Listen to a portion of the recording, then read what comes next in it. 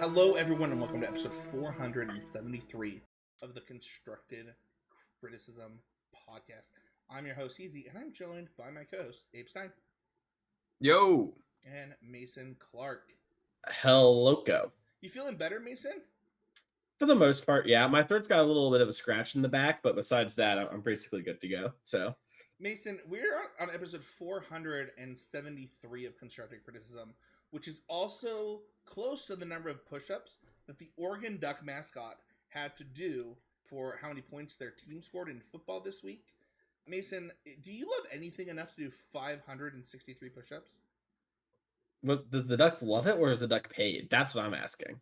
I mean, I'm sure they're on scholarship, but so the way that it works, Mason, is the Ducks, every time the Ducks score, Puddles, the mascot, does push-ups for how many points the Ducks have scored.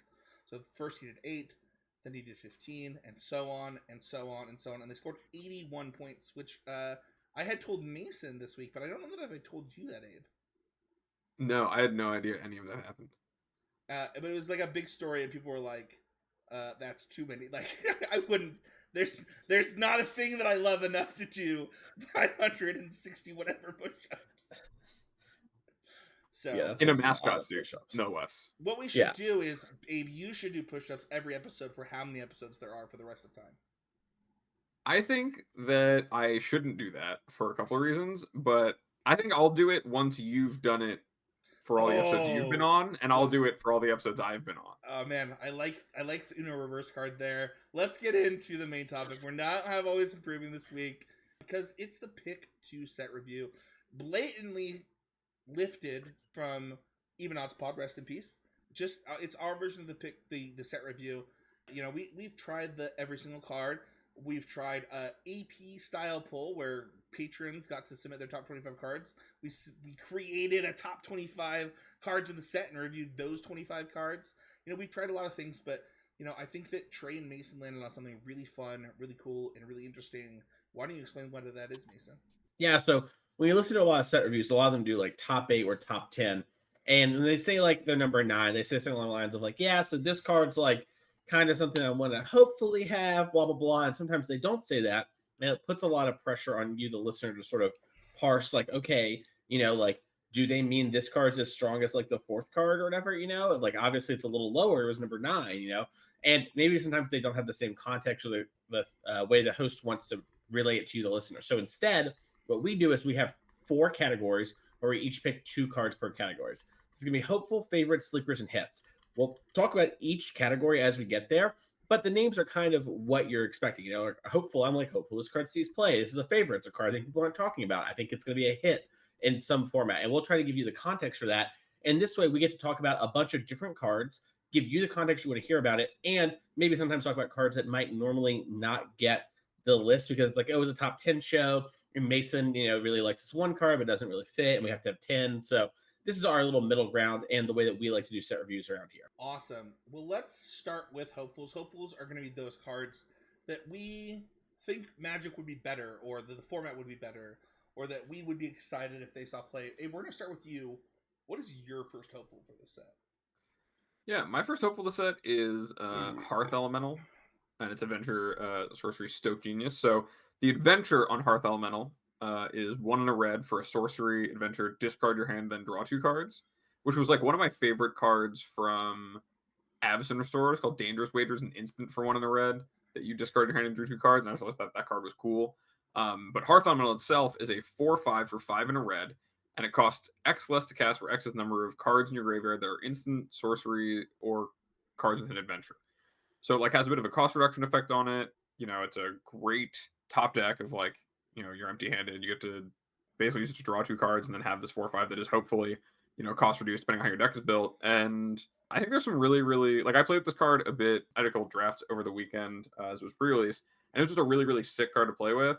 It's kind of interesting. You have some spots where maybe your hand is just bad and you want to use a kind of a tormenting voice, and then it's still a creature. But I think in general, if like this card is a card that's playable and, you know, has room, that deck seems like a really, really fun deck, and I love that kind of gameplay. A little bit of experimental frenzy, a little bit of your Tolarian Terror all on the same card. Yeah, I think this card is sweet. Like, there's a couple things that it has going for it. I mean, if you haven't been playing Magic for a long time, you might not know that, like, discard your hand, then draw 2 cards. If you top deck this empty-handed, it's 2 mana draw 2, which is sweet. And then additionally, like, the fact that this, lets you play it in some of these adventure-style decks as another large threat, where you are going to naturally, most of your creatures are going to be adventures, and, you also, get this discounted rate. A 4/5... We've seen the power of just a 4/5 body in things like Standard recently, so I mean I could see this seeing something. Yeah, I also think it's really good in Modern with the dredge cards, right? Like just being able to discard your whole hand, and then things like Life from the Loam, etc., will discount this a little bit. And you don't really plan to play it as a 4/5, but sometimes you don't have anything else to do with your mana. Maybe you're loaming, right? You're getting some lands back. Just incidentally, playing this for 2 or 3 mana after you kind of popped off and put a bunch of things into play is like a serious thing for that deck. And it's less card than some of the other cards they play, but having this sort of option really changes the way those decks can be built. So I really like it, not only for maybe its standard implications, but also its more eternal format implications. I hadn't even thought about it in that context, Mason, but the idea of using this is like your Cathartic Reunions that aren't like, I don't know, the red-white one that kind of is tough on your mana. This one is a body attached for, you could even be like some sort of like the Dredgevine decks with like glimpses and stuff. You can play enough instant sorceries in those decks with the dredge creatures that this would be something you could use to trigger something like Vengevine as a cheap 1 mana creature, and that's really powerful. I hadn't thought about it. So yeah, I'm hopeful that maybe for the reasons I said and not these ones, this card's really good. But it'd be really sick. I thought you just gave me the layup. I thought you were just like, yeah, and here, when y'all mentioned dredge or whatever, And so... I gave you the layup. I also thought about it in dredge instantly. My other hopeful is Feral Encounter, which is green for a sorcery that says, look at the top 5 cards of your library. You may exile a creature card from among them. Then you put the rest of the cards you looked at on the bottom of your library in a random order. Then, until end of turn, you may cast the exiled card. And also, at the beginning of the next combat phase of this turn, target creature you control deals damage equal to its power to up to 1 target creature you don't control. This card is just like, it's a removal spell, like it's a punch spell for some sort of green aggressive deck. With adventure creatures, you can like reveal one of those and use the adventure side to get even more value out of the first clause. And also, it's like a good enough rate on a fight spell like that. And with all of the efficient creatures and like Gruul, I could see this being played in like a mono green stompy style deck or a Gruul deck in Pioneer. If this right, like Lovestruck Beast, things like that, where you're able to get a lot of value out of a spell like this while still keeping the board clear. And I think that just for green to get a card that is not only interacting with the board and is also generating an amount of card advantage that way is like a really, really unique thing. It'd be really cool if this is a way that works out. Yeah, I really like how it seems very clear to me, at least, that the idea behind this card is, okay, we need to give green removal, right? We need to give them options, especially for commander and stuff, but also for standard. And it's like, all right, their removal is fighting. How will we get players to put fight spells in the deck? Because they just won't do it, right? Like historically, as players, we just have not put fight spells in our deck. Every now and again, you have like a Prey Upon as a sideboard card. We have a Planeswalker that does something, but they're like, okay, they can't get enough of drawing cards, so we're gonna give them the green card draw and this fight spell, and sort of see what it's like. And so it's more like card selection than draw. But I really like this card because, I am pretty interested actually in just having like a punch type effect, but I don't want to put just a punch in my deck. So, having 1 or 2 of these minimum is like, I think really easy to do when you're building a standard war Pioneer aggressive base green deck. And it's like, yeah, in the early turns, I can play it like on turn 3, with like a double spell or something like that. And I kill your big thing and hit you for a bunch. And then the late game, I get some big thing and maybe even eat something of yours. So I really like this card. It's super cool. Yeah, I saw a little bit of conversation on Twitter about this card when it was previewed that people thought that it might not be good enough. And I don't know. I think that this card like reads to me as like a very good standard card for like a stompy deck. And then I certainly think that there are potentially Pioneer decks. We have stompy Pioneer that's not been good because Mono Green Devotion is so good. But there's a world in which Mono Green Devotion either gets banned or goes away, and Stompy would love a card like this, right? Like, it basically becomes 5 mana, draw a card, kill your thing, which I think is a fine 2-for-1 in that format, especially with as many elves as that deck plays. Yeah, I love it with the elves too, because it's so easy to do it like on turn 3 or 4 and like actually get the value. Even if it's just getting an elf, like it's not like why you want it in your deck, but having that buyout clause of like, well, I did make a 1/1 at least, or I did use my mana, I think is so huge for this card. So I really like this card. My first card on Hopefuls is Royal Treatment along the green line. So this is green for an instant. Target creature you control gains hexproof until end of turn. Create a royal roll token attached to this creature. Somehow I feel like I always end up saying the first time with a weird mechanic, so I'll quickly explain rolls. There are 6 of them. They are basically enchantments that go on your creatures and provide a passive effect. I'm not going to talk about all 6, but the royal one is +1/+1 and it has ward 1. So this card is like the new age Ranger's Guile. Ranger's Guile was the same card. You put a +1/+1 counter on your thing. Your enchantment's basically doing that and gain hexproof till end of turn. This is doing that, but also providing ward for the future. So I think that there's like this style of deck of like green light kind of protect your thing in Pioneer that could really benefit from something like this, because if you put this on your Saram, you draw a card, I believe. I actually need to double check Saram, but I do believe Light Pause triggers and you search your deck. And so there's a lot of, I need to double check the rulings on that to be sure, because I know the updates haven't come out yet with all the rulings at the time which we recorded this. But just in general, even that doesn't trigger it, getting those enchantments and having it literally be an enchantment does count for some of the other cards. And things like Ethereal Armor and all that glitter do care about it. So having a protection spell that does that, I think, is really nice and very interesting. And, I always think those kind of decks are cool. I do think this is like a pretty reasonable card in Standard too. If you have like a low to the ground green aggressive deck, some, removal spells in Standard are kind of clunky sometimes. This is huge. So, and providing that ward 1, I think is just kind of nice. So I don't know how y'all feel about this, but I kind of like this card a lot as like a weird role player. I would be shocked if this card was not good. This card provides actual cardboard or game pieces on the battlefield that matter. It interacts with your opponent while doing it. And those cards are just usually really good. And honestly, I don't like this card. Like, I'm hopeful this card's not good, because on like Mason, I don't like those decks. I think that, Ward 1 is just Thalia. Like, let's be honest. No, but I think that this card is probably quite good. Yeah, I mean, Snakeskin Veil is already a card that has even recently been, playable in Standard. A card that a +1/+1 counter sticking around makes it like, valuable in keeping your creature grown. This is just better than that. And like Spencer said, like the added layer of, okay, you went to kill my creature, I've now protected it.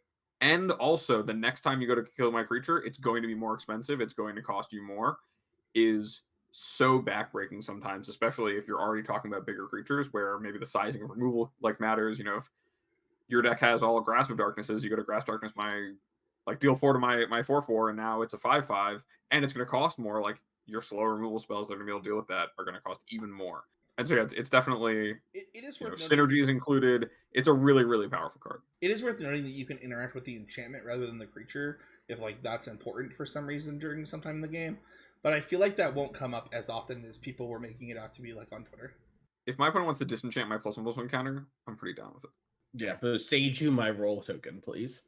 I dare you. No, I by the way, I went and looked it up while y'all were talking. Light Pause will trigger says when an enchantment enters the battlefield. So that's something that, to keep in mind. But regardless, I do think it's kind of cool. I'm excited to see how that goes on. My next card is also using the roll mechanic, and this is Spiteful Hex Mage. This is a black for a creature human warlock 3/2, 1 mana 3/2.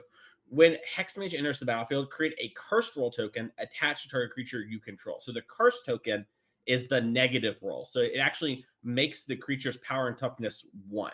So in this case, if this was your turn 1 play, this would be a 1 mana 1/1. I think there's enough ways with Bargain to sort of get rid of the cursed roll if you want something like that for Standard. Like Candy Grapple is a -3/-3, but it can be -5/-5 if you sack a token. So then that unlocks this. I also think this card's really strong with active treason effects. Things like Claim the Firstborn, for example. Those kind of things where you take the thing and then play this to put it on that and then unlock your 3/2. I don't think it'll be a ton of for that reason, but I'm really hopeful that something like this is playable, because I think it's really cool. It opens up a lot of ways to like, okay, hey, I'm really appealing. I have a lot of appealing subtypes. What do you do with that? And how are you going to solve my riddle? Is something that I think is really interesting, but I don't know exactly how to solve the riddle. I'm thinking upgrades, people. You know what's better than an 0/1 nest token? That's right, a 1/1 nest token. I don't know. I'm just saying. No, that's like, a great point. Like Woe Strider, there right? are O1s that that pieces of cardboard that see play that this upgrades. I'm just throwing that out there. No, that's a great. I had not thought about things like Woe Strider and Pioneer. I can't remember the name of the thing in Standard, but yeah, like that's a great way to like actually power up a thing in your aggressive deck. So that's a great way to look at it. Yeah, there's also the angle of like with the way the roll mechanic works, each creature can only have one roll from a player at a time. So you play this on turn 1, something gives it a roll, on turn 2, or even down the line, your other hopeful Mason, like you could theoretically just jam it on there and get in for 4 if you really were like, yep, this is what the game's about. 4/3 ward on turn 2. Dude, like that is got to be the most tilting attack too. They're like, Bloomy Marsh, play this, attack with my 1/1 into your 2/2, and you're like, oh my gosh, yes, I'm taking it. Yeah, I love it. There's a lot to do with this card. It's pretty cool to like. It does offer a really, really cool puzzle. So what's your first hopeful? My first hopeful is the world's first hopeful. This is elusive Otter. I cannot express the joy in my heart when this card was previewed. I sent it to my wife, who doesn't even play Magic. And I was like, look at it, look at it. And she's like, oh my gosh, they're making a good Otter Magic card? And I was like, let's go! So this card is 1 for a 1/1 Otter Prowess. Creatures with power less than elusive Otter's power can't block it. It also has an adventure for green X sorcery, Grove's Bounty. Distribute X 1/1 counters among any number of creatures you control. It was really interesting. The first time I saw this card, I was actually on a call with Matt Kling, and I read this, and he goes, I think this card is just better than Soulscar Mage anyway. Like, just at rate. And I don't know if I agree with that, but I do think that, like, it is good enough to change the way that we both construct and think about our prowess decks. And it seems gas to me. Like, this card seems really good. And I'm also really hopeful because I would love this type of deck both in Pioneer and Modern to exist again. Because I think we were talking about it a few weeks ago, Mason, when you and I did the show together, about kind of a lack of aggro representation in Modern right now. And I would love to see this deck in Modern. I would love to see it in Pioneer. It was one of my favorite decks in Pioneer before EI got banned. I don't know, what are your guys' thoughts? Yeah, I mean, I think that the one thing, because as you said, this really is everyone's hopeful. I've seen nothing but positivity towards this card. And I think it does, like, another good prowessy 1-drop is really cool, especially one with a pretty unique line of text of, cast your spells, make this thing big, and they won't be able to block it. Like, you're not going to get your big Soulscar Mage chump blocked. The biggest thing I fear about it is that in Modern right now, playing X1s that are not, like, exactly Ragavan, or like they have to, it's a really, really high bar to clear to be able to play something with 1 toughness. And then in Pioneer, I think that so much of the good things to prowess with are red, and it's really hard to have a mana base that supports blue and red 1-drops and the right mix of spells. But like those problems are ones that are not necessarily permanent. They're not always how things are going to be. And especially in Pioneer, like the mana could get good enough, or there could be enough. There's like Sleight of Hand in this set where like that's going to be a new cantrip added in. So there's going to be a lot of blue cantrips that are already playable. So this card could easily, clear that bar. But it is really cool to think about, like, just even a new shape of the prowess decks that's more blue-based rather than red-based for that reason, right? Like, you have Blister Coil Weird, you have, Elusive Otter, which feel like, when you think about it from only the perspective of Monastery Swiftspear, Soulscar Mage, as like, oh, they're like the 3rd best prowess 1-drop. But you think those as 1 and 2, you can start to build your deck in a different way and play a different suite of interactive spells. And I think that's really, like, a really potent thing to be able to consider. Yeah, I feel like we're also not talking about the adventure part of this enough, which I understand for Pioneer because it's hard. But this card also is an adventure creature. I don't even know if we read it, but you can spend green and X to distribute +1/+1 counters. And that matters, I think, a lot for the like viability of this card. It's been like Modern, where having like a stomping ground in your deck, it is not 0, but it is a lot easier to do. And then suddenly you have this issue, right, where you want to have enough threats in your deck, but you also want enough spells. And this card suddenly, you can just spend G just to trigger prowess, or you can also, if it's your only card off the top, just go G, all my mana, buff up my, Soulscar Mage, attack you, right? That sort of play pattern, I think, is pretty huge. And we have had Blister Coil Weird in Pioneer for a while now.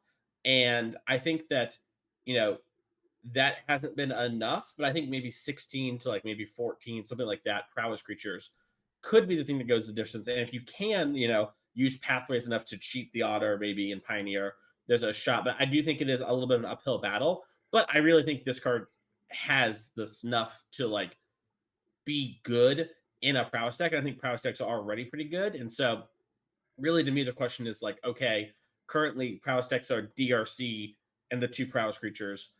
How many Otters do we want? But even just 1 or 2 Otters, I think changes the number, of 1-drops you have pretty significantly, like consistently having one. And then, like I mentioned, just G, trigger your prowess or spend all my mana is like, I think, a real buyout clause to this card. Not what I want maybe 4 of, but maybe one that I do want to have access to. So I like the Otter a lot. And I wrote about it for Pioneer. And I think that, there's a chance that it does do something there. Because that deck was really good, but a lot of that had to do with EI before.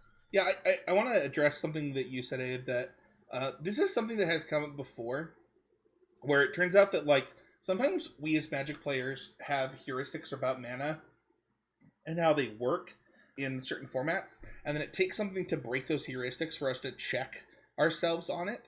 And I have not done this yet, but I do wonder if there's a world in which, like, we do the math, and it actually makes a lot of sense to, like, play, like, a Teamer deck with the lands that we have available in Pioneer to make sure that we are able to hit the right lands, and then we play like green protection spells and stuff in addition to this as like a way to be like, all right, we're like a true rug deck, but none of our stuff ever costs more than this, and like our mana base is a little painful, but it's actually better than trying to be red blue. Yeah, and it could be like red could be a sacred cow to prowess, right? It doesn't have to be, especially if your deck is, this card with like Become Immense is incredibly potent, right? That's an unblockable, probably an unblockable 7-power creature if you resolve comments on it. If your deck has a bunch of ways to protect these creatures, you don't have to be a red deck at all. And if you're casting all these cantrips anyway, you open up an entire different like avenue of playing prowess. And I think that it's just important to consider it from that angle. When I know that myself included, a lot of time it's easy to think about it in terms of how is it right now. Yeah, Stormwing Entity is a real card. So my next one is Questing Druid. This card is 1 and a green for a 1/1 human druid. Whenever you cast a spell that's white, blue, black, or red, put a 1/1 counter on Questing Druid. It also has an instant adventure called Seek the Beast. Exile the top 2 cards of your library until your next end step. You may play those cards. I read this once again. I think I was on a call, and the comment was like, "Oh yeah, Quirion Dryad. Like, how many times has that card been good?" I was like, "Well, it's like shooting 66% in standard right now. It's been printed 3 times. 2 of the 3 times it was like pretty freaking good." And like, listen, I obviously love Miracle Grow. I think that's, the Lotus Cobra Miracle Grow deck was really fun with like Ataxian Probe and Delver of or maybe it was a Delver Secrets one actually. It wasn't Lotus Cobra, but either way, I think it was Delver of Secrets and Quirion Dryad was like a really fun deck that had a really interesting spot in the metagame. Obviously, last time, the card was not good enough. But this one's got an upgrade. It's got an instant attached to it that is not bad, in my opinion. I'm really hopeful for this card. I'm also really just hopeful for Teamer Adventures overall.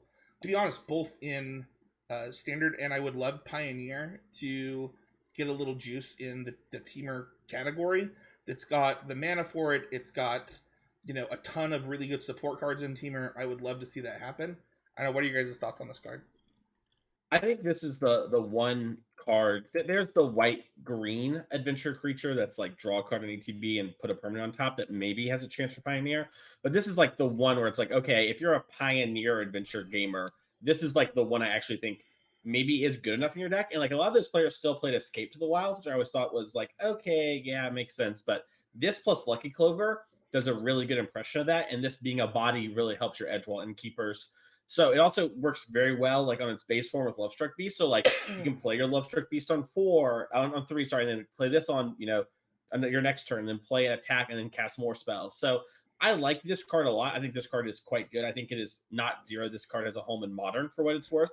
I think like having all of the red, exile the top 2, keep churning through your deck is very realistic to be something you want to do. Maybe not in a world with the 1 ring, but like maybe a non-1 ring, non-breach world, something I'd be pretty interested in doing. So regardless, I like this card a lot. I'm curious what y'all think, but it's a card that I think is going to definitely see a good amount of play in Standard if Gruul is a color combination. that you're interested / red green with something. So I don't know. I like this card a lot. Yeah, just the tried and true. Let's take a card that we know that people like and understand, and just tack on some more value to it to keep it with the times. And like, I don't know, like you're saying, Mason, like the reckless impulse. Effectively, you have to cast it on like your opponent's turn rather than casting your main phase if you like need the cards. But an impulse draw of 2 cards plus this card when you draw it off the top late, which is usually a time when this card is worse, right? On turn 2, an unchecked Courion Dryad can go really, really far in games of Magic. That's just been true for a long time. And so this card does that. But also, it just has a little bit of a failsafe of when you draw it in the mid to late game, it still is providing some value and even fueling itself a bit. And that's just how good that will be is yet to play out. But how good it is a card we all as a community understand how it works, and so I'm pretty hopeful for this one too. Yeah, I'm actually it's interesting because I think that a lot of people had come into Magic when Courion Dryad was printed last time, or it wasn't good, where they're like, well, this card was bad last time. It's like it also didn't have support last time, so we'll kind of see.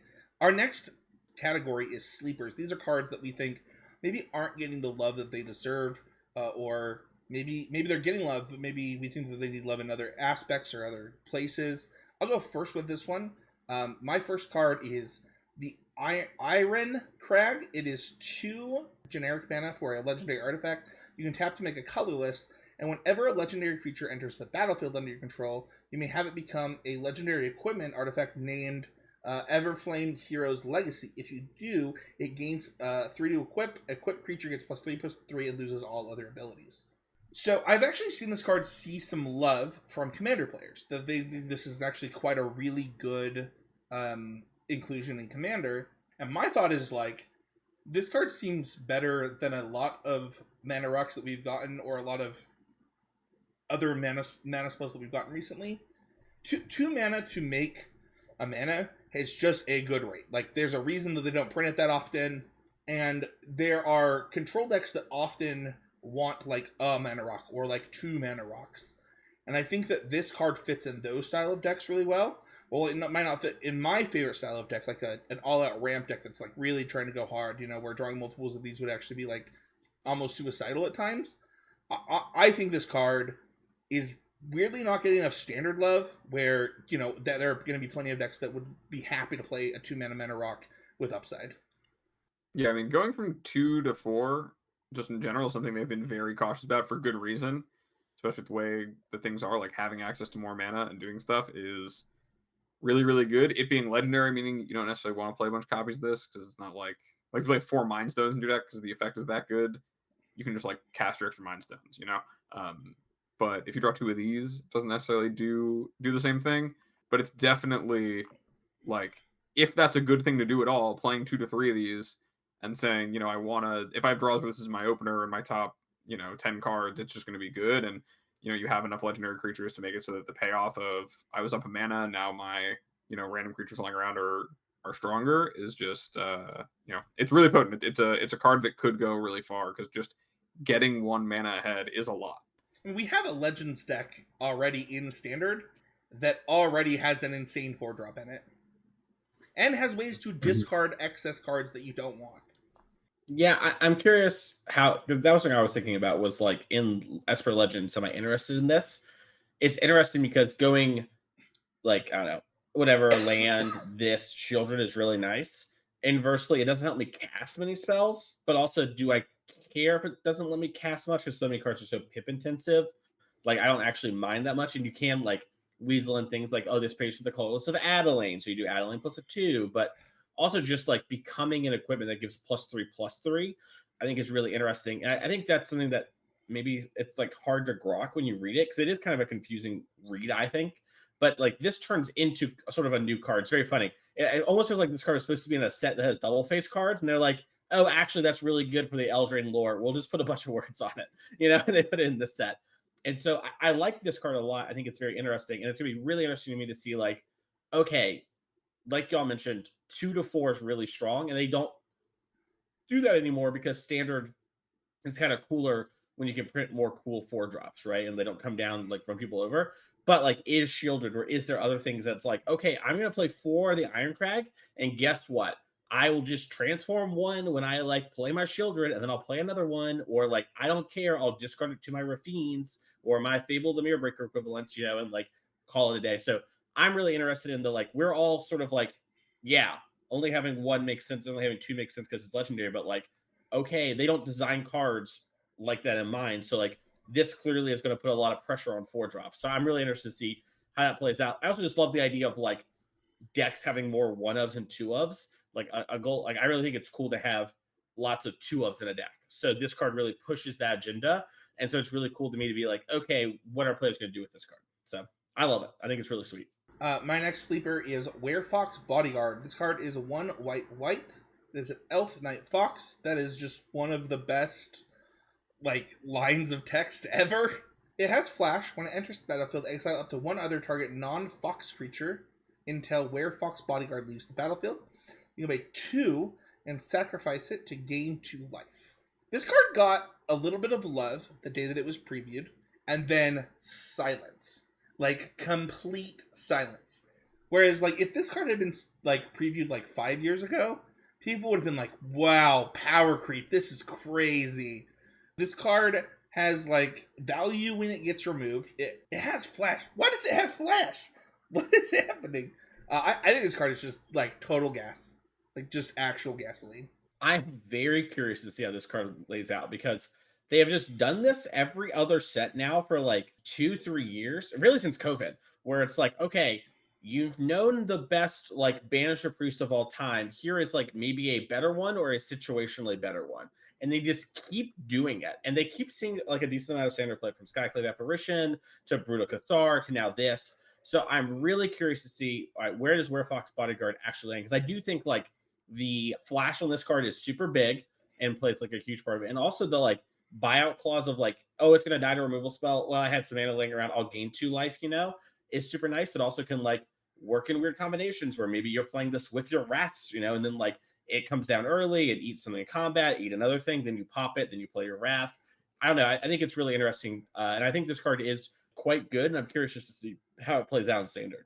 It's so crazy how good this effect is with flash because it allows decks that like, I don't know, like you could play this in a deck that is playing a lot of permission, like a lot of soft counter magic, and then decide, okay, I'm going to let that flip through because I can grab it with this thing. And then now I have a clock in play. Like now I'm able to pressure whatever's going on. And that's just like such a potent and like sometimes dangerous effect that this card really, really, and it speaks to me as someone who likes playing those decks historically. I like a good flash creature that does something.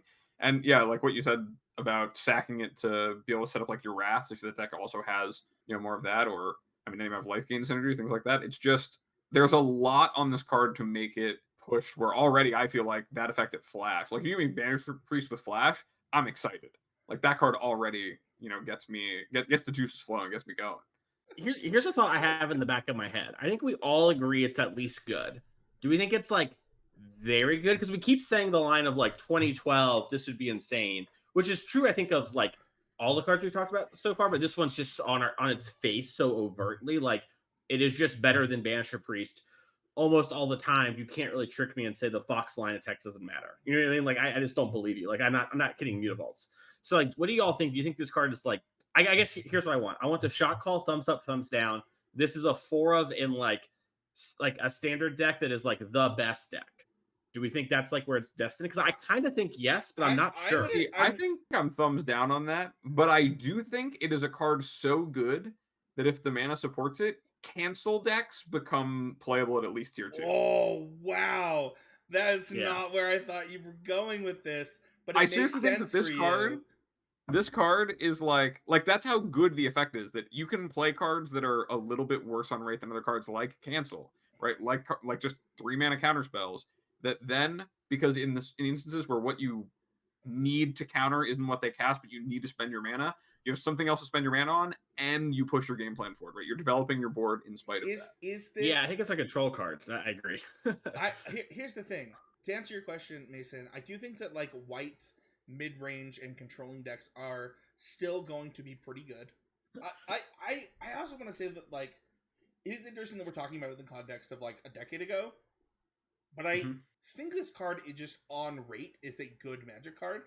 like as Abe was talking, I was like, man, if you can make my absorbs playable in freaking Pioneer, maybe that's hashtag worth. I don't know. And I was like, do I want any of these in that deck? Like, does Teferi plus this plus Wandering Emperor make absorb playable? And I don't know, but Yeah, I think I'm with you, Spencer. I think I am more thumbs up than down. I do think I am in the it's better in control. I'll be honest, I was thinking about like how does this card matter in Legacy, right? Like is flashing in to reset a Murktide and then like flicker whispering it to get rid of the other, like you know what I mean? Like it's a weird card. This would be a card that would see Legacy play. That like yeah, like you could Yorion. Yeah, that I don't know. so annoying. Yeah, I don't know. I think this card is just kind of nice, but it's unclear to me if it is like nice. You know what I mean? And that I think that's really cool. I think it's really awesome that like we can all kind of be at different places, play Magic so much, have so much experience with this type of card, and be like, not really sure what's going to happen. I think that's just dope. Well, let's talk about the next card, which Mason is your first sleeper. This is from a category of cards that have been banned in Standard. Mason, talk about your first card. Okay, well, let's all relax. So I have Brave the Wild. This is a sorcery. It has bargain, which we'll get to in a second. But if this spell was bargained, target land you control becomes a 3/3 elemental creature with haste. This is still a land. And then you search your library for a basic land card, reveal it, and put it into your hand. So bargaining is you sacrifice either a artifact, enchantment, or token. So this works really well with like my curse card earlier or my protection spell. I have this idea for like a green aggressive deck of some sort in Standard where it's like you're bargaining away little things and then having this just be like essentially 2 mana and sack something to have a 3/3 that hits because you're going to lose the land, right? And have it to be a 3/3. That being said, I'm pretty interested in something like that in an aggressive base deck. And making your land drops is also really good. And that's what Spencer mentioned too before is Attune with Aether, which was a playable Standard card in part due to its energy synergies. Made it so that card actually got banned because there's too good at enabling 4-color. This could be like a very reasonable thing because in your mid-range grinding deck too, you want to make your land drops. Then maybe there's some incidental thing you want to sacrifice, and then you turn your land to a 3/3 blocker, and you actually replace that land. So early game, you hit your land drops. Late game, you get a 3/3 to block or attack with. I think this card's like kind of nice. I've seen no one talk about it. Yo, green black bargain. Play your black 1-drop on turn 1. This thing, sack it. Attack for 6. Attack for 6 on turn 2, Mason. 6 upstairs. Or you could leave up your land as protection with your other green 1-drop that Mason has already. Mason's got 3 1-drops in its first 3 cards. All of them go in the same deck. Yeah, I'm such a brave innovator picking the 1-mana cards when it comes to the set review. No one's doing it like me. yeah, those 1-mana cards, they're often not very good. I have a problem with this card. Not that it's not good. I have a hard time seeing this with its caveat needing extra stuff being better than Bushwhack. But maybe I'm too big of a believer in Bushwhack. I'm not sure. I just think that it has competition that maybe in that a deck like that this would be better. But like overall, if I like am trying to pick a lay of the land effect, Bushwhack actually does seem pretty good still. Yeah, I think in my mind, because I had thought about that card too. This card leans towards a more aggressive deck that's like low to the ground, like go wide, but Bushwhack is like a stompy deck, right? And so I really do love sort of, and this is a common trend you're noticing, where I really like that they're trying to get us to put cards in our Standard decks that we normally won't play. And they're like, no, you're going to have more fun if you hit your land drops, play the lay of the land. And they're like, what do we have to do? Like, give it a fight, make it a 3, like, you know what I mean? And they did that with a bunch of the cards I talk about, like the protection spell and Abe's fight spell, right? So I really like that they're kind of pushing that direction. And it seems like Green's getting a bunch of it this set, but I think this card is cool. And it's one of the decks I'm like pretty interested in playing, like a green-black aggressive deck and just seeing like, okay, can I be like a, Golgari Sly deck? So it's going to be cool to see. I am interested, Spencer, like you mentioned, see how does it work out with Bushwhack, and like, will they compete? Will decks play a mixture, because like this one's pretty good with my friend Bushwhack, So, maybe there's some benefit to having both. But that's my one. And then my next one is a card that we'll get to why I'm calling it a sleeper in a second. So Agatha's Soul Cauldron is 2 mana for a legendary artifact.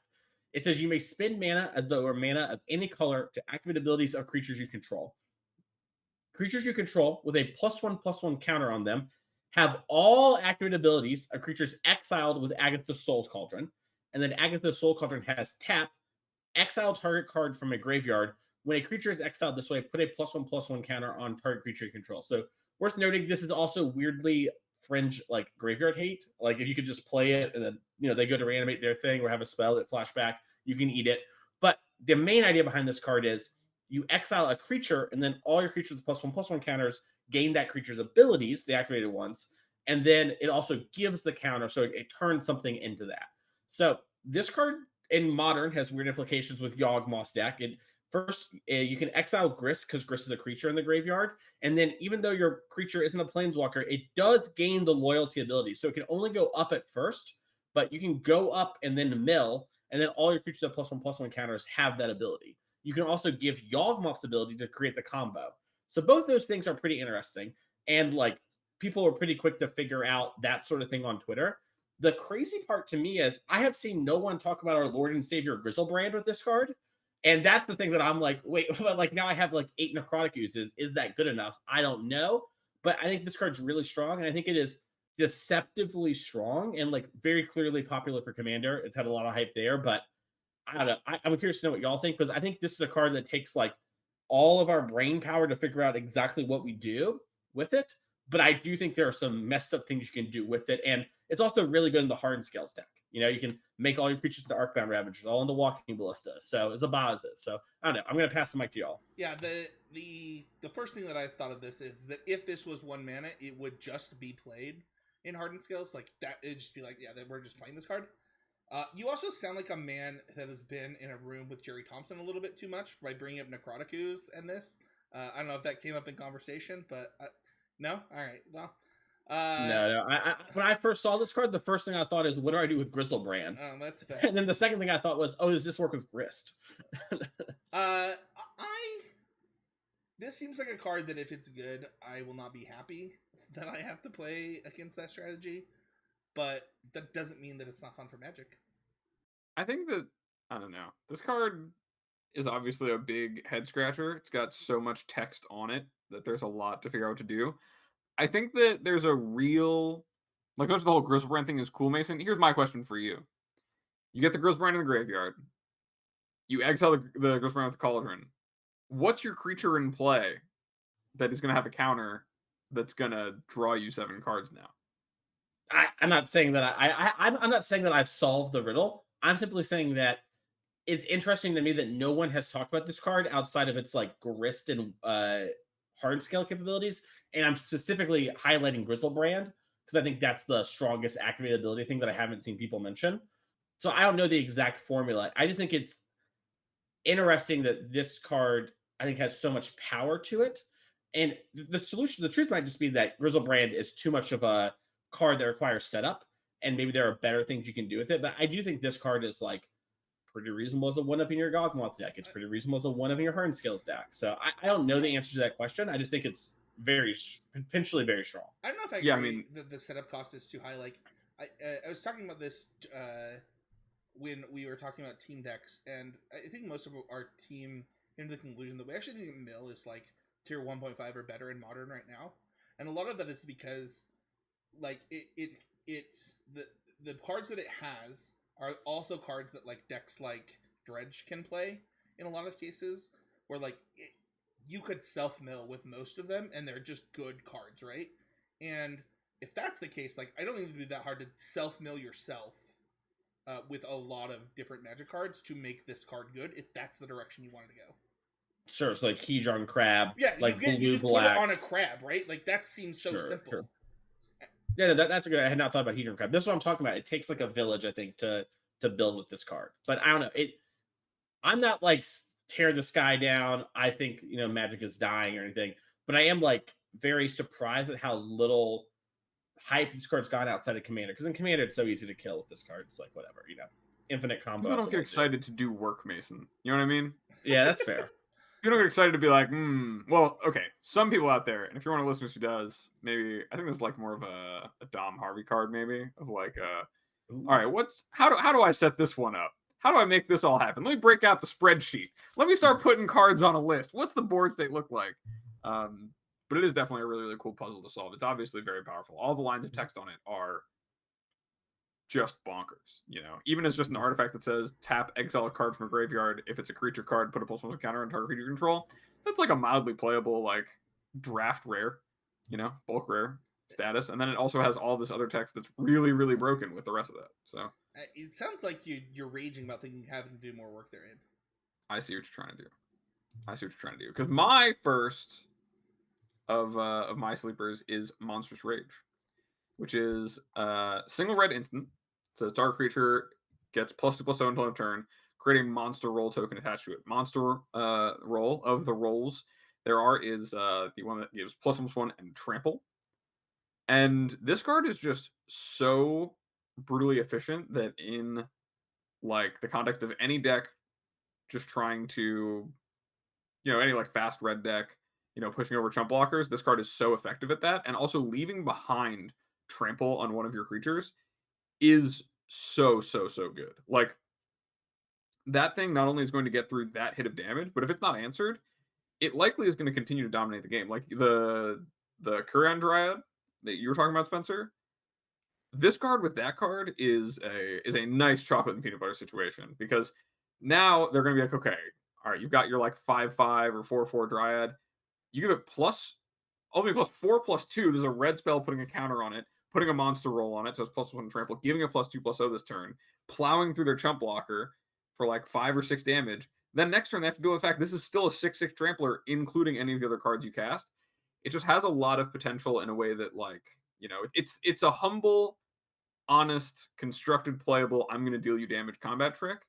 And, the world could use more of those. It plays well with a lot of stuff. Mason, do you know what a giant river otter is? Are you familiar with what these are?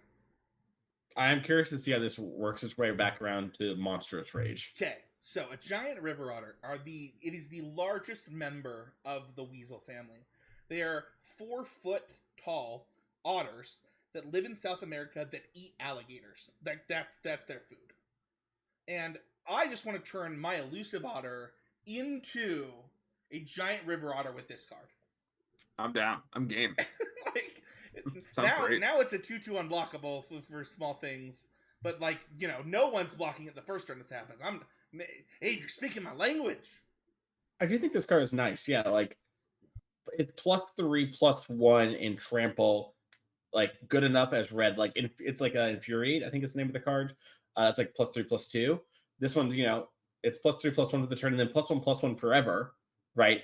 That changes the math a good bit. I could see something like this, where you're just like you mentioned, doing that, or just even main phasing and just being like, yeah, this is 3 damage, taste it, But also there's a bunch of things that trigger off enchantments or whatever. So I really like this card. I think it's really interesting how much weird excess material it leaves behind, and all these things are leaving behind. So I'm curious to see how it goes. Comes with your Phoenix chicks, with your Monastery Swift Spears, like Boss Sly.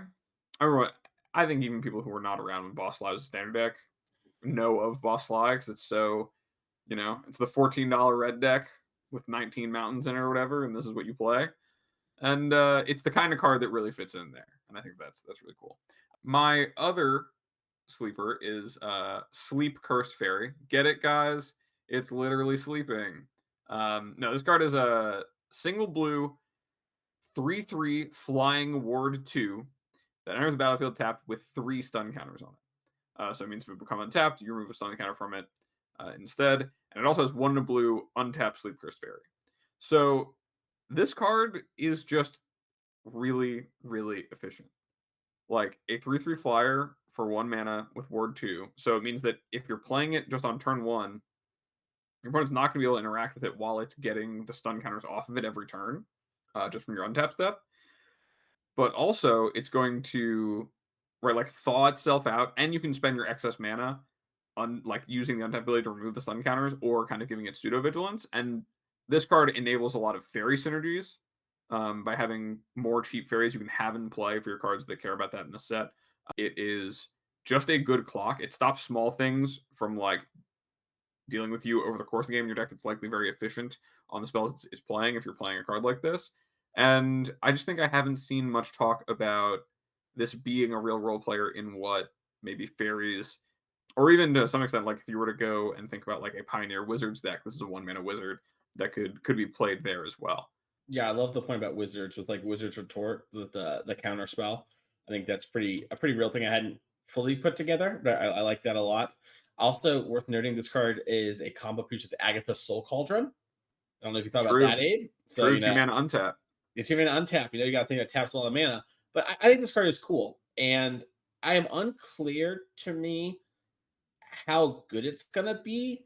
But I can see this card being very good. I can also see it seeing no play, and I'm really interested to see what does like a blue-black tempo-y deck look like. Like clearly they're pushing us towards fairies, and like will we get fairies in Ixalan, right? Like the way sets work now, things can move between planes. So I'm curious to see how it lands. But yeah, I think this card's really cool. So I had a lot of thoughts when I saw this card for the first time. The first was like, all right, how do I make a 1 mana 3/3 flying creature that can untap itself good? And then I just had conversations about the card. I had not considered something until just this moment, and I'm just saying this out loud, like I haven't considered it much. But this actually just turns on Spellstutter Sprite really well in like Modern. Obviously, you know, you're spending 1 mana, which is like a huge commitment, but I don't know. Maybe it's too late for Spellstutter Sprite in our world of Bowmaster, but if Spellstutter Sprite was like in Pioneer though, I could totally see that being a thing.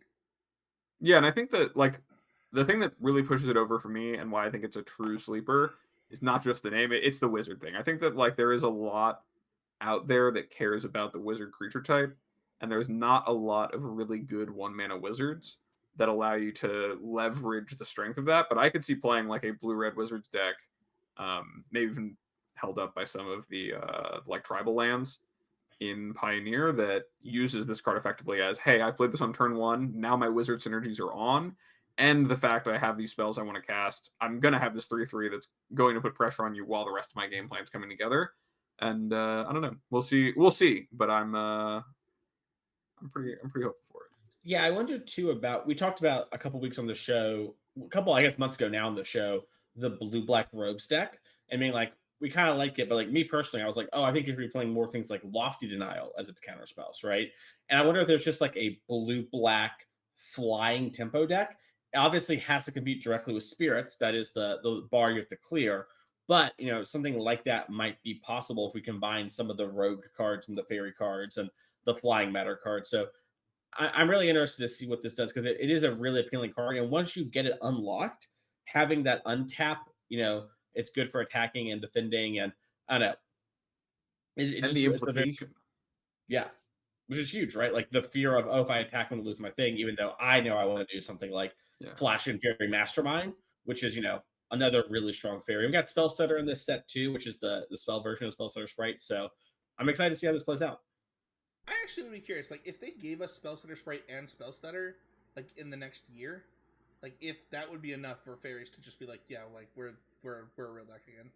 Like, like, because then you play this on one, like, as just, like, your enabler that's, like, impossible to kill, and then the rest of your deck is just on. Like, it's on, like, Donkey Kong. Yeah, I think that would be very strong, would be my guess. But you could obviously, in the context of Standard, go over the top of that, maybe. But it might even just be good enough for Pioneer. My guess is it would be very good at Pioneer. Like, but we already have the rogue fairies, right? So, Mason, let's talk about favorites. We're gonna let you go first, but favorites are the cards that, you know, maybe they're not the best. Maybe they're just things that we like the flavor of. But what are your favorite cards in the set? Pop off, King. So 2 of my favorite cards. The first one is Extraordinary Journey. It's XX blue for enchantment. Whenever this card enters the battlefield, exile up to X target creatures. For each of those cards, its owner may play it for as long as it remains exile. So it basically kind of unsummons it, but instead of going to your hand, it goes to exile. And then this card has, whenever 1 or more non-token creatures enter the battlefield, if 1 or more of them entered the battlefield from exile or was cast from exile, you draw a card. This ability triggers only once each turn. So what I like about this deck is this is really cool in an adventure deck where you can, you know, play it on turn 2, and it's just like your Lucky Clover of the new set, where every time you cast your thing from an adventure, it's like Lucky Clover meets Edgewalking Keeper, you draw your card. That's really dope. And then in the late game, it's a good way to spend a lot of mana and clear the battlefield and like maybe attack. I think that's really interesting. Everything I also said is inversely true. You know, if you're a blue deck and there's an adventure deck in the format, you can play this on turn 2, whatever. And if your opponent tries to get full value from their adventure creatures, you're going to start drawing a card. And, that's like a pretty interesting thing. So I really like this journey card. I think it's really fun. I think it's really cool. And it just gets me excited to like try and see what's going on with all of that. And I think it's just like a kind of a good time. So it's just a card I enjoy.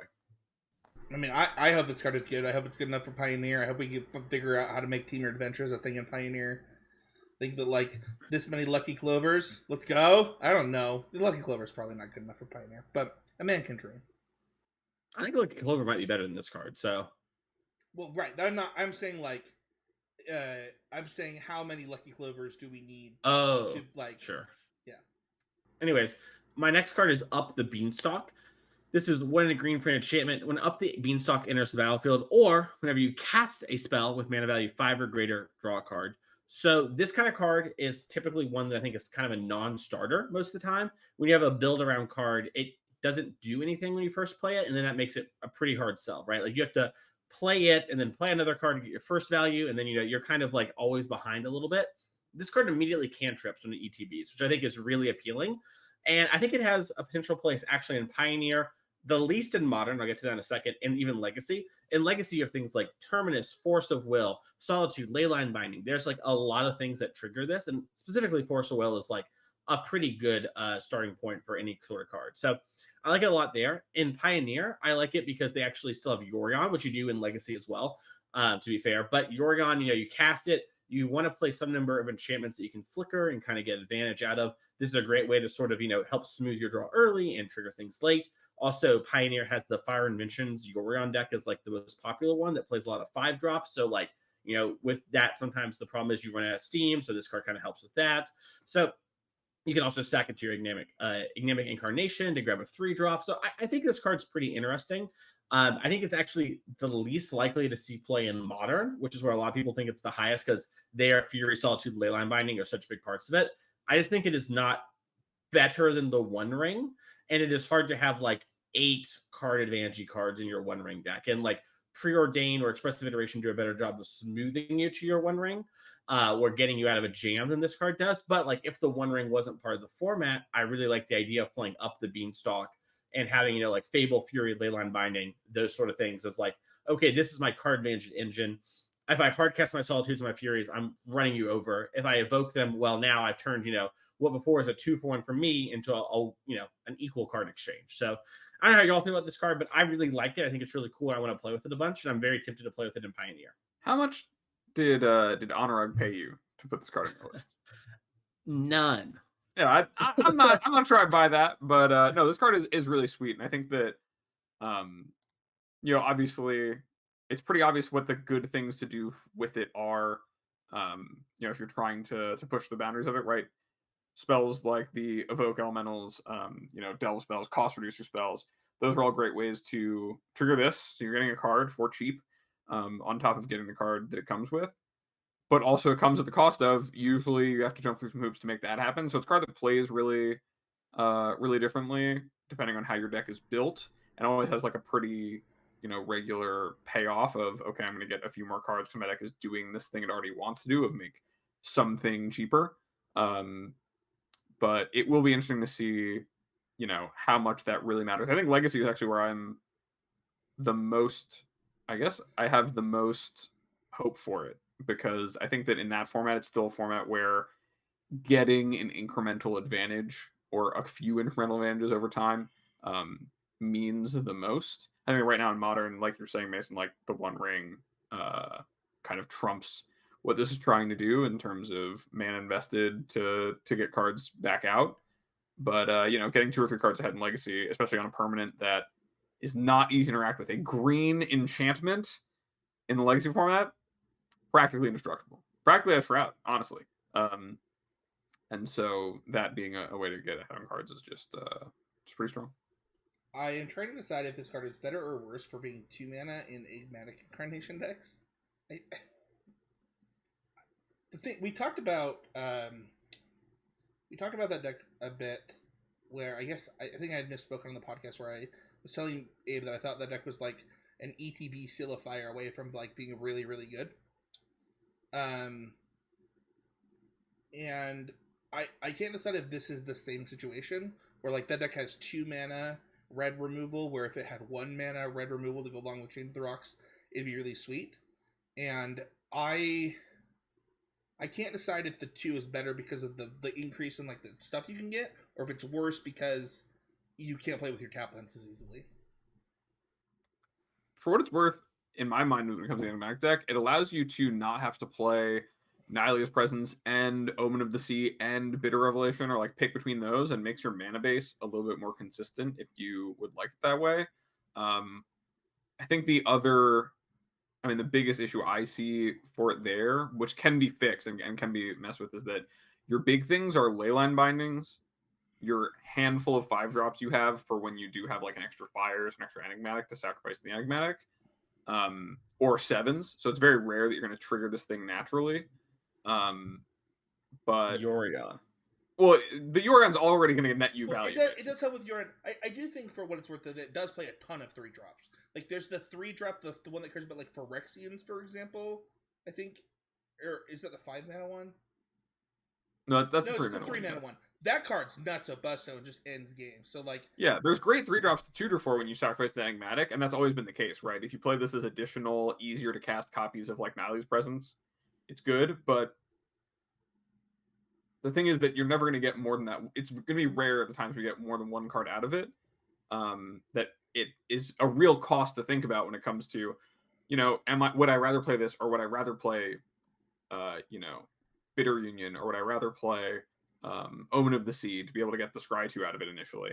And so it's just it's something you got to think about. But I could see worlds where the deck is built to take advantage of it, and that being really good. I'll go next for favorites. My first favorite is my favorite card in the whole set. It is Bramble Familiar. It is a elemental raccoon. Got otters and raccoons. Let's go. It's a 2/2 that has tap, add a green. It also has 2 mana, which is 1 in a green. Tap, discard a card, and you can return it to your hand, because it also has an adventure for Fetch Quest, which is 5 green. Mill 7 cards, put a creature or enchantment or land from among them, the mill cards, onto the battlefield. This is just like a Spencer card. If I were to design a card, this might be one of them. This card's sweet. It's I think that it both is it's a bear that taps for mana, thing I like. It is, it can pitch something, to pick it back up, to play it on its big side. Like, it's just a well-designed Magic card, and even if it's not good, it's sweet, and like, if you're a Commander player, you should be playing this card, because this card's kind of dope. Yeah, I mean, value mana dorks as far as they come. This one is, one of the best. It's a really, really good payoff for having a lot of mana, while also being just a really solid turn 2 play, right? Because the Bears makes mana is good. It's flimsy still, but having a second toughness, as we know in this world, is pretty strong for your 2 mana accelerant, compared to like Tangled Florahedrons, or Paradise Druid was one of the best to ever do it, because it doesn't die to that removal spell, and also taps for any color. This one, good in a different way, really caps out. So yeah, a sweet late game top deck is something you can do as well. I was googling. I thought it was the first Black Border Raccoon, because we had so many Tanukis in Kamigawa, but CSC has a lot of raccoons I forgot about. So thought it was the first of many, but just another in a long lineage of goated creatures. Let's talk about goated creatures. You know what I'm in for, Mason? I'm in for a Teamer 4/4. This card is green, blue, red, legendary creature, giant noble 4/4. Its name, I can't say it. How do you say this? Baluna Grand Squall? Grand Squall. Yeah, Baluna Grand Squall. It's got trample. Permanents you cast that have an adventure cost 1 less to cast. Milled, and then it's got an adventure for green, red, blue, and 2. Mill 7 cards, then put all cards that have adventure from milled cards into your hand. I don't know, man. Like, I'm sipping. I got that Cobia mask on, and I'm like, let's do this. Like, let's go. I'm gonna Balloona Matata, baby. Yeah, Balloona Matata. Man, let's go. I like that. I want an aggressively slanted value mid-range deck in Teamer colors to be good more than anything in the whole world. And listen, like, if this is my top end, if my top end has to be on its base a 3 mana 4/4 that discounts the cost of my other stuff, I'm in. Like, I'm in. I really love the design of this card, because she's kind of like a queen that sends people on their adventure, right? Or whatever. I don't know. I think this card's really cool. This is definitely one of my favorites in the set. I will say, I don't know. It is nice that obviously you mill 7 and then you get all the adventure things back. But Lear actually lets you cast your adventure cards from the graveyard. So I kind of wish there was some way that like her other ability maybe worked with that too. Or I don't know how to make it work exactly, but and obviously that's maybe not the most fun thing to promote. But my brain is really fixated on leering my adventures. And so getting this, having it trade, and then leering it, it's like kind of a sweet dream I'm trying to live. And I wish that it all worked together. If this goes to your yard, you can leer it. Yeah, so I mean, you can live the dream. I guess what it does is I don't think I've ever played leer in that deck for what it's worth. Oh, I think Lear's really nice as a one of an adventure deck if your deck's blue. You just get to cast all your cards again. Sure. I guess this is actually kind of nice because it mills your. I thought about this. It makes Lear the normal way work, where instants and sorceries just go to the graveyard too. Your deck probably has some. Yeah, exactly. You got your Bramblebush, whatever the fight one's called. So I like this card a lot. I think it's really cool. I'm excited to play with this card. I hope I open some on Arena. Yeah, I think it's. Go ahead. Oh, I just think like we're talking about Escape the Wilds is kind of like a holdover from that deck being in Standard in the adventure decks that people play in like Pioneer and stuff. This card is just a natural replacement for that for a million reasons. Yeah. Just better in all your game plans. Yeah. Hey, what about you? What's your first favorite? Yeah, so my first favorite is Horned Lockwhale. It's another adventure creature. I'm sure you're gonna love that, Spencer. But the creature is a 4/blue 6/6 flash ward 2 that enters battlefield tapped unless it's your turn. And the adventure spell on it is 1 and a blue, instant adventure. The owner of target attacking creature you don't control puts it on top or bottom of their library. I am a huge sucker for, like, I don't know, just blue eye flash decks. We talked about it a little bit. I like that deck a lot. I grew up playing it. Real nice. Little Azorius Charm your creature. Little flash and a threat. This is both on the same card. What's not to like? It just speaks to me. Really. I also like the idea of like a big thing that I enjoyed in like flash-based like control mirrors was resolving your thing on your main phase or whatever, like winning the counter 4 in your own end step. Like at the value and like getting real value out of casting this thing on your turn as opposed to your opponent's turn every time is a really, really nice wrinkle to Flashing 2. So I just really like this card for a lot of reasons. I think that it's just two good effects that are good together. This is reminds me, in the early episodes of CCMTG, Casey Bloodworth and I had a pretty lengthy conversation on the podcast about people misunderstanding Azorius Charm and like considering it kind of a bounce spell when it is in fact a removal spell, because you are literally taking the cardboard off the battlefield and putting it elsewhere that is not in their hand, right? And I think that is underrated a lot of the times, because they get in this case they get the option to put it on top or bottom. Like that creature's dead. They have to reinvest the mana for that creature. They have to draw that again if they want to draw it. I think this effect is a lot better than people give it credit for, and that's why Time Ebb is like one of the better effects in limited that people always underestimate. Yeah, the fact you can't redeploy it in the same turn is like the key part, right? So it's like, maybe you really do want your, Balluna, like you want your 4/4 for 3, but you're going to have to, wait, redraw it, and then replay it. And so that is like very strong, just like Spencer said there. So I echo that. I really like this card. I think it is super cool. The thing I like most about it is that it is not just like looming over your head that there's a 6/6 that's going to eat your thing in combat. Because like when you first read this card, you're like, oh, early on, you like unsummon their thing. It probably goes to the top of their deck if it's good. Bomb, it's bad. Who cares? And then I'm going to flash it in and eat something. But the fact that if I flash it in and it's tapped is like pretty cool, I think. So I really like this card. I think it is dope. I think it's really fun. And I think it's actually I think there's a strong chance this card is good, because there are very, very few adventures in the set where the adventure part is cheaper than the actual card, if the actual card isn't just a vanilla creature. There's a cycle of like, 6 mana 4/4s that like all have a cheap adventure attached to them. There's a cycle of mythics that do it, and we talked about a couple in the set here with the cards Spencer mentioned, but this is one of the few cards that actually like curves into itself perfectly, and I think it's like got a real shot of being good because of that, because that is a big reason adventure creatures are strong, is they fill in their curve naturally, right? Balluna, I think, is a great card, but you don't get to go like Balluna's adventure half into Balluna proper and get like kind of a 2-for-1. You have to like pick to play her early, which is great, or late game you do her other thing, which I think is a more fun play pattern, but not as strong typically. So I think this card's nice, and I bet I'm going to lose to it a fair bit, because War 2 is also not nothing, even though it is a 6-drop. Yeah, I will say, like, turn 1 Amulet, turn 2 put your attacking creature down. A few turns later, flash the Sin, untap it, kill your other things. Great play pattern. No, it's not. I just want to make a joke. Do you think Whale should have flash? That's my big thing. So I think it's the horn that gives it flash, but that would make me also think that it would be able to like kill stuff. But I don't know, man. Like, I know it's not technically an actual whale, but like those killer whales be seeking those ships, and they do not see them coming. Whales move pretty fast, I think. I know it's a lock whale, so it's like in a lake, so you might not expect it. So you have that element of surprise on it too, I just love that Spencer was like the horn. He's like, yeah, unicorns and whales, they all be flashing in all over the place.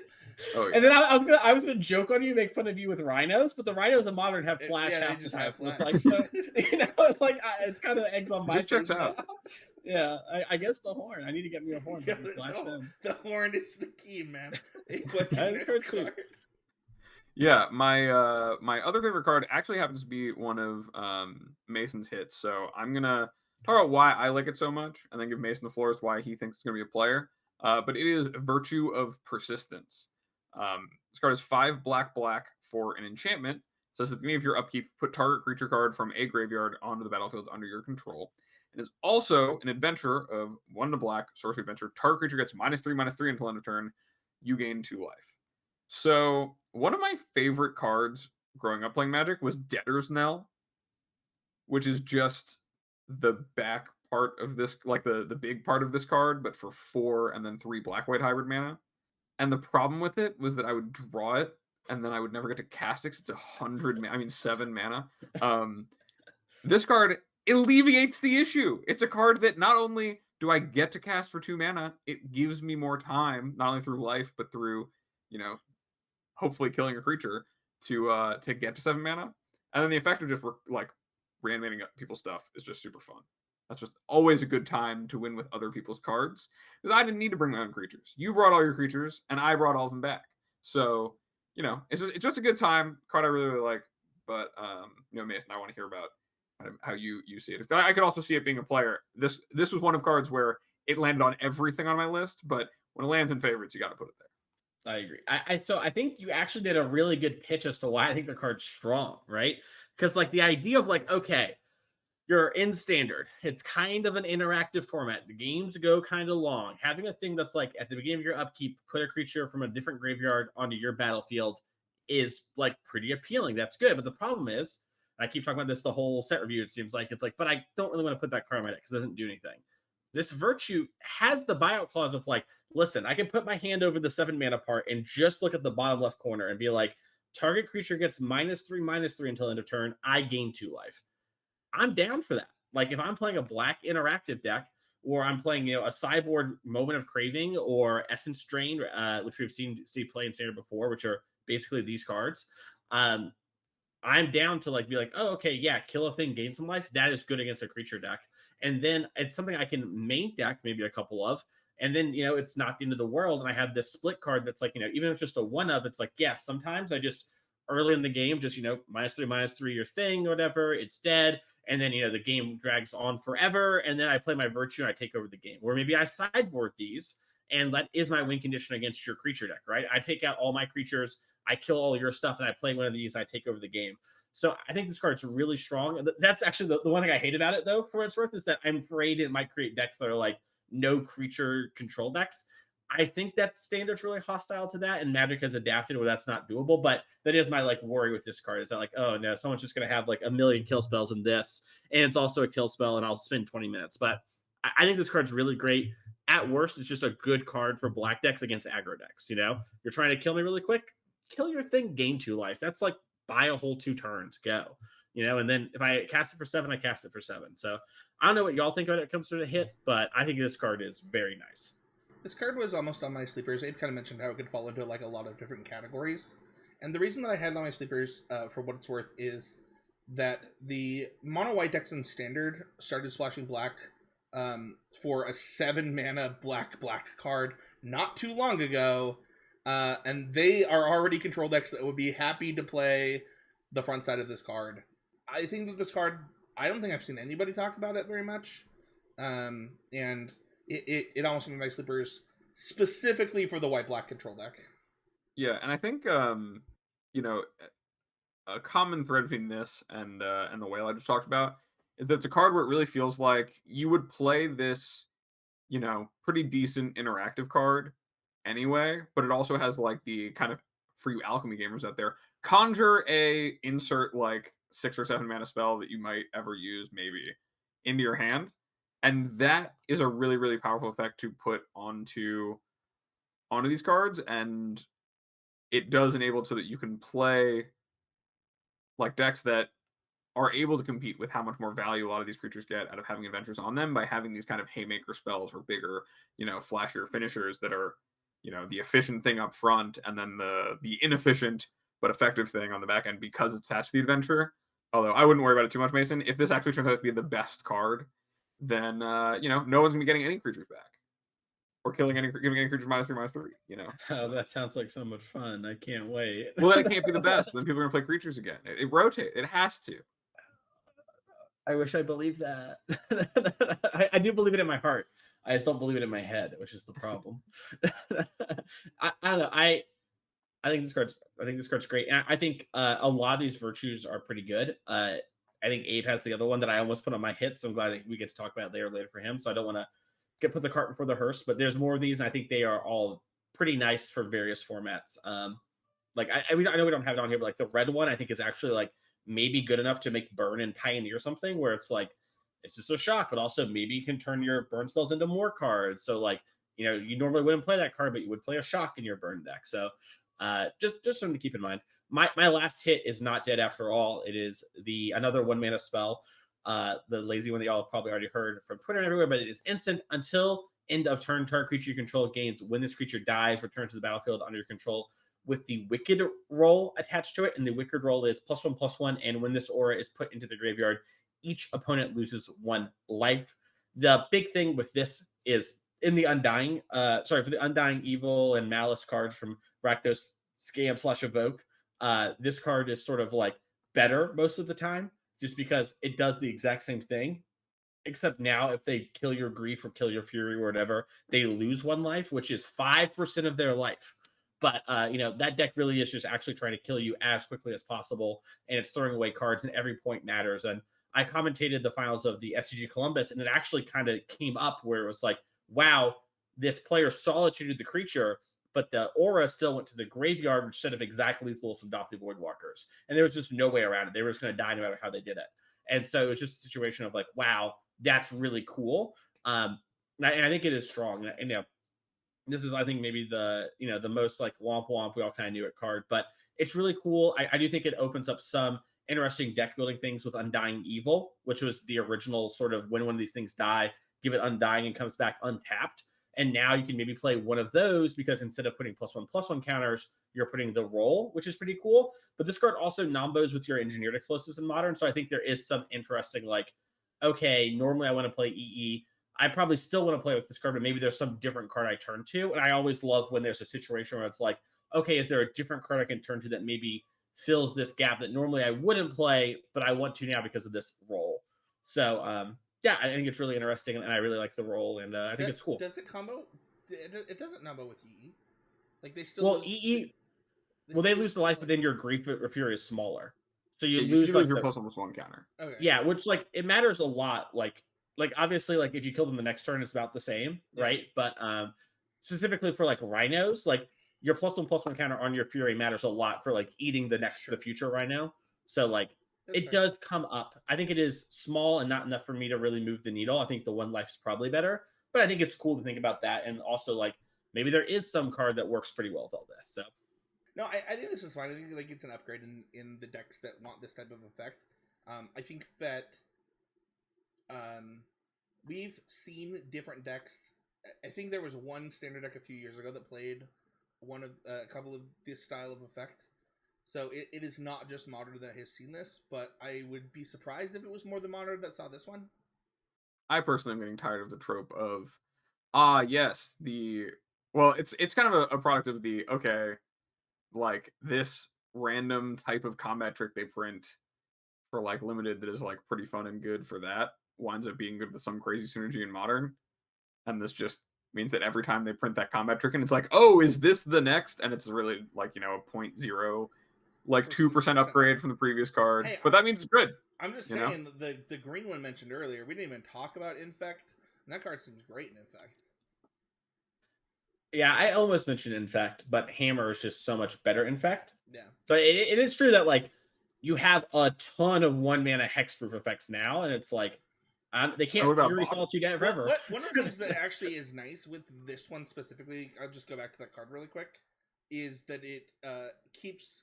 I think it's actually really good with giving in the green-black version, giving your Phyrexian Knight even more protection against more things long term. But I think this card's fine. Like it'll see playing like in Modern. Yeah, I mean it's definitely. I actually, one thing since I hadn't thought of that you just mentioned was my Spiteful Hex Mage enters with its roll, and then this roll hops on. So in my standard black-green slide deck, I like attack and go bam, and then like we talked about before, like they kill it after I put on my other thing, and then blah blah. So that trade up, and then it comes back. Yeah, it comes back and it's bigger than before. Yeah. So I think that's nice. I don't know. Yeah, it's a cool card.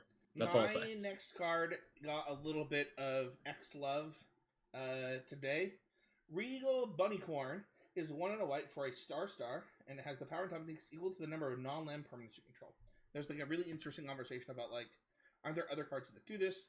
Are most of the things that are going to be in play creatures that you're going to play with this card? And my answer to that is no. Like, we have so many game pieces in play now. Like, it is just not hard to think of many decks that can create many game pieces where this card is really big. And that's it. It's 2 mana big. That's what this card does. I don't know. I think it's a hit. I think that it will. I actually think that it can see cross-format play across every format if the deck is right. Yeah, I wonder if like one of these in your Convoke deck makes a ton of sense. It's just like a thing that rewards you for doing your game plan, but also like is just like big enough. It's like very nice with Raise the Alarm and Gleeful Demolition type cards. I did some drafts during the streamer event and had 2 of these in a limited deck, and it got big and it killed people. And keyword big is kind of nice. So I think this card is underappreciated, and I think it's gonna do some stuff in Standard for sure, and I can totally see it doing stuff in Pioneer. Yeah, I mean, there's also the Academy Manufacturer angle, where you just start making all your singular foods, treasures, or clues triple value. Yeah, I mean, anytime my opponent for the next like few years shows up and their deck box seems overflowing with tokens, I just know this card's coming, and for good reason. I think it is really, really powerful to have just keyword big on also like a bunch of cards can be keyword value. Yeah, I think that like with the like Tarmogoyf is really big in Modern right now. Like not big in like the number of play it's seen, but like I don't know if you guys have played like a Tarmogoyf deck recently, but then things be massive. They like are so big, so fast. They thick. And honestly, like there are plenty of Modern decks that I think like could tweak just a couple things to make this card a way bigger Tarmogoyf. And the number of times like Tarmogoyf or Murktide just end games because of keyword big, is like, well, actually, I actually can't beat that card right now. Is a surprisingly high number. My next card is half of a Burning Emissary. That's it. That's the card. It is a red and a green for Ruby Daring Tracker. It's a legendary human scout. It has haste. It taps for a red or green. And whenever it attacks while you control a creature with power 4 or greater, it gets +2/+2 until end of turn. Mason, what do you think of my comparison? I think that did psychic damage to me. It's funny because I saw this card and I was like, oh, this is a card Spencer's gonna love because it's like a mana dork early and then like transitions to be like a 3/4 later. So I'm excited to see what your thoughts on this card are. 'Cause I think this card is really cool. And I love this sort of once again like no, please play with 2 mana dorks. I mean, have you considered that it's Bard class, Elvish Spirit Guide, Yes, or I Singing have. Spirit I Guide? have considered that. Hey, let me tell you a story. Have you considered that, Mason? Have you considered really that that's good a free Bard source class. of mana? Dude, it's so good with Bard class. I have a deck tech on the YouTube channel about Bard class if anybody wants to check it out. No, this card, one, I love the flavor of this. Like, Ruby, that's just sick. But two, I actually think this card's, like, pretty good. I would be a little surprised if this card didn't see standard play in the fact that, just a haste mana dork that makes multiple colors of mana. So it really effectively only costs 1s on turn where you want to double spell, and then as a late game top deck is quite good. I'm down for it, as Mason said. Yeah, the whole like this just costs 1 less angle is very strong. We were talking about how something even like the mana rock, the 2-mana mana rock being something you can kind of weave in and still be a mana ahead. This has that same quality. Also just being it comes at the higher cost of being a red-green card, but at the higher upside of being a creature. For my first hit, I've got, like Mason said, Virtue of Loyalty. It's the white card from the Virtue cycle. All the enchantments with adventure cards on it. And it is 3 white for an enchantment that says, at the beginning of your end step, put a +1/+1 counter on each creature you control. Untap those creatures. And the enchantment, or not enchantment, the adventure on it is 1 and a white instant. Create a 2/2 white knight creature token with vigilance. Yeah, I mean, I think this card is just really, really strong. It is like a 2/2 flash with a little bit of value attached of like, okay, here's another card to use, is really good. Like, you will play, and I mean, we've seen a lot in standard white decks recently where you will play some value, like generating a little bit behind rate 2-drops if they're good enough. And this one just leaves behind a card that once it sticks, you are inevitably going to like overtake the game. If you are in a board stall where usually your white creature deck can't quite get through, but maybe their life goes a little low, so they can't really attack you, and eventually they'll overwhelm you, they're not going to overwhelm this card. And even in just 1 or 2 copies, I think this card goes off in any decks that are really playing to the board, and especially like with the Bunny Corn we were just talking about, a deck that cares about just material, having a lot of permanence in play. This card also scales well with having permanence in play without just being, 1 card that's creature type big.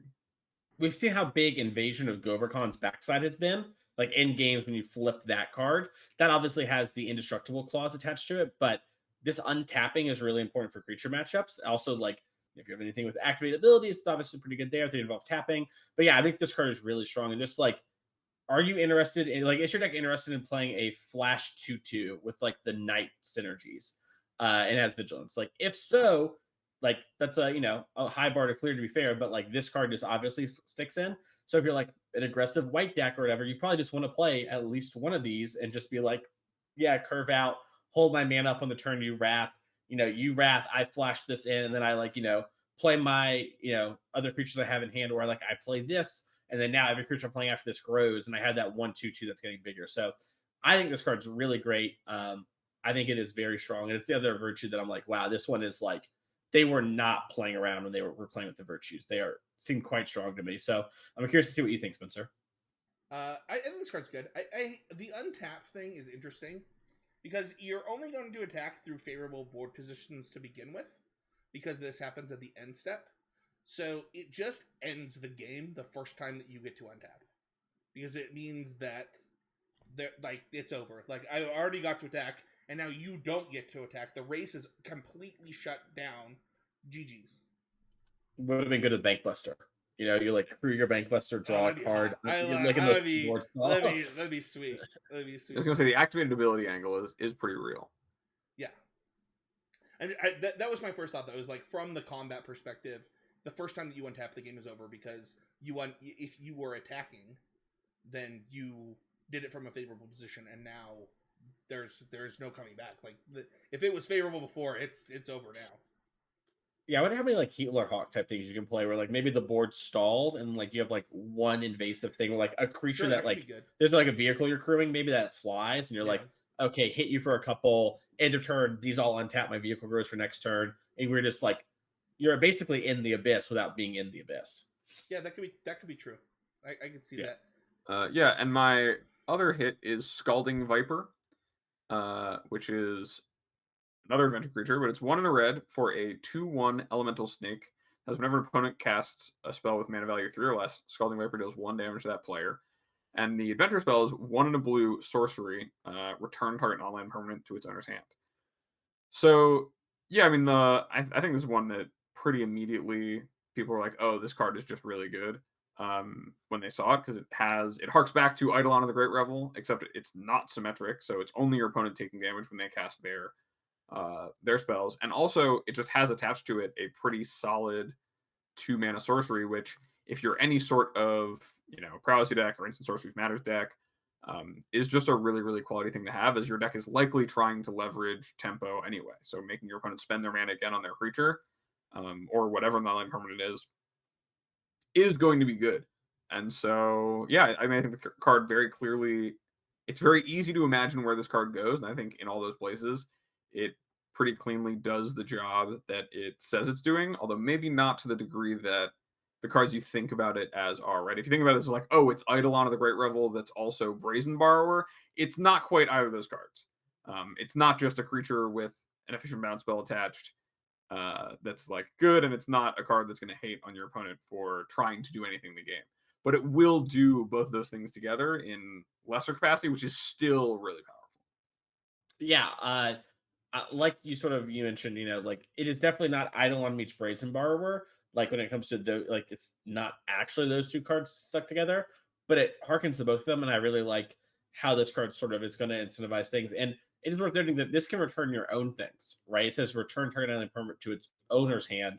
Brazen Borrower couldn't do that because it was an instant; it'd be a little too strong. So this one's a sorcery, which probably doesn't matter too much, but something to keep in mind if you have some like maybe you have a enchantment that like you want to pick back up and use again, or a creature with a strong ETB and you're in the late game, those sort of things do matter. So it's gonna be interesting to see how this does. And I also wonder if like, is this just good enough to see play in red decks as like, another Eidolon in Pioneer and Modern? Eidolon has kind of left the format, so maybe not right now, but maybe there's a world where things change, and then this is like, a really strong thing that players can turn to. So I don't know. I think it's really cool. Burns got to be good eventually in Pioneer. We just got to keep throwing cards at it. Yeah, it not being symmetrical really helps it there too. And you can pick up your Balloon and Matata. I'm sure Spencer's excited about that.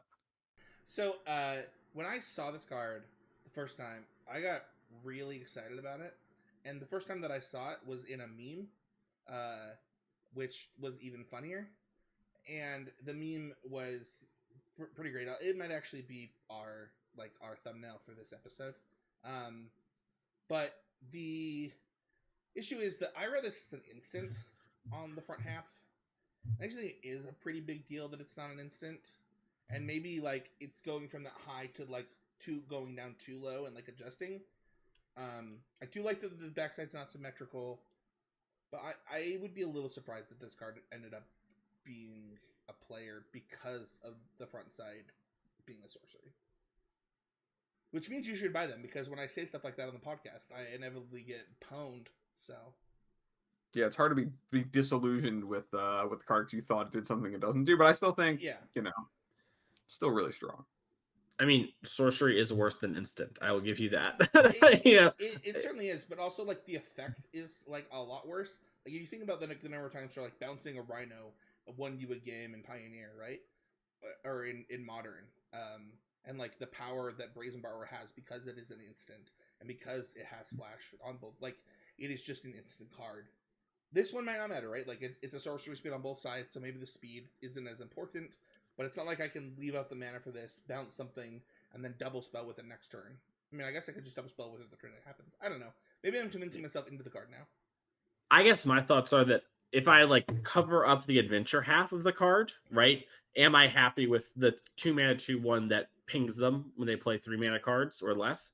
And I think the answer is probably yes, right? Like obviously it's context dependent on the format, but my gut says yeah. And so then I've unlocked this blue half of the card where it's like, all right, if I have blue in my deck, that's like a free roll. And sometimes, I draw my 2-1 and my opponent has Children in play, and it's like, oh, well, I just do nothing versus now it's like, all right, unsummon your Children, hit you for like 4 more, play this, go, that like at least does something. So, I think this card's probably going to see some amount of play, and really the context of the format of like how strong are 1 and 3 mana things and how good is burn at or red at burning you out. Because I think if it's going to burn you out, this is like a really nice card. It pushes a lot of damage.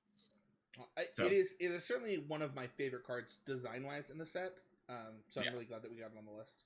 If you want to join the conversation, you can head on over to patreon.com/ecpg. The show will always be free, but we always want to be giving back to you, the listeners who love it, enjoy it, and want to give back to us.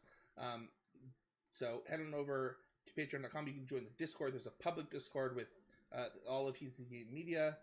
There is YouTube comments. Let us know your pick to set review. What would your cards have been? Head on over to Twitter. Follow us at CCMTG. And don't forget to check out Drafting Archetypes at constructorcriticism.com. Like, sub, and review. It's the best way to help the show. We've gotten some great reviews recently. And, you see those YouTube comments. You see those things. If you get the chance to head on over to Spotify and Apple Podcasts, it's a great way to help the show, even if you can't support us on Patreon. If people want to find me, they can find me at Spencer13H on X and on Threads. I'm also on TikTok at Spencer13Heezy for my nerd content and Spencer13H for like personal stuff. What about you, Ed? People can find me over at I guess we're calling it x.com, twitter.com/morenothings, where I will, tweet about things I tweet about. You can get in contact with me for any coaching. You can DM me, or you can send me an email over at morenothings@gmail.com. Just let me know for coaching. How about you, Mason? You can find me over at twitter.com at Mason E. Clark. You can find me at twitch.tv/TheMasonClark. You can find me on the Super League on certain Wednesdays. Like we talked about last week, I played my thing. I don't want to spoil how it went. We'll talk about that later. But this week, it's going to be a really cool one. So once again, the episode will be out by the time you heard it, but check the VOD. That's going to be Wednesdays at 1 p.m. Pacific time. That's when it's going to air every week. So you want to check that out to see it there. And you can also check out Honorog's YouTube channel for that stuff. I write every week for Card Kingdom. This week, I'm writing about Up the Beanstalk in Pioneer, Modern, and Legacy. I've got deck lists and thoughts and a whole like encyclopedic of cards you can play with those cards. So it's going to be really interesting if you like that sort of grindy value stuff. Check that out. And you can reach out to me for coaching. I have some availabilities right now. You can do that via Twitter, which once again is Mason E. Clark, or you can email me, masoneclark@gmail.com, and just put coaching in the description so I know that you reached out for that. Hey, what'd you learn this week on the show? I learned about giant sea otters. Nice. Mason, I learned they're huge. this week on the show? I was going to say giant. I learned that horns give things a flash, which is making me curious about this virtue. It doesn't have, They like blow. They have like the trumpeters with them. That's a different. Trumpets are a lot like horns because they're like. It's a horn. I learned. Yorion has a horn. That's all I'm saying. I learned that you can get a real big Uno reverse card if you try to convince your co-host to do 576 to the nth degree number of push-ups. Thank you, everybody, for listening. Don't forget. Support your local wildlife so we can see more giant river otters eating alligators. Bye!